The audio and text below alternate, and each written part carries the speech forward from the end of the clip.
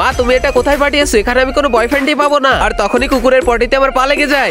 এখানে এগুলা কি? আরে মা তুমি এটা কোথায় পাঠিয়েছো? এরপরে যখনই আমি সামনে যাই তখনই আমি অনেক বড় বড় আলু দেখি। ভাইয়া এই বড় আলু কত করে কিলো? যদি বেবি বলতে ফ্রি দিতাম। এখন সামনে চলে যা। এটা 500 টাকা কেজি। মনে হচ্ছে এই ছেলেটাই দোকানদার। মেয়েটা তো দেখতে অনেক সুন্দর, কিন্তু ওর থেকে বেশি আমি সুন্দর। এই টাকা ধরো আর লালু নামের অ্যাড্রেসটা বলো। ওই সামনের গলিতে যাও। তোমাকে ধন্যবাদ। আরে যাও যাও। আর যখনই আমি ওই সামনের গলিতে যাই অনেকগুলা কুকুর তো আমাকে অনেক তাড়া করে। এই শয়তান ছেলে তুই আমার কুকুরের গলিতে কেন পাঠাইছিস? পেতনির বাচ্চা এই নে তোর টাকা, নিজেই এখন চলে যা। আমি তোকে বলবোই না। তুই কি আমাকে ভিখারি পেয়েছিস? টাকার বিনিময়ে তোকে বলবো। এরপরে আমি কুকুরের কাছ থেকে রাস্তা জানতে জানতে অবশেষে পৌঁছে গেছি। তিয়ান বাইরে এসো, দেখো কে এসেছে।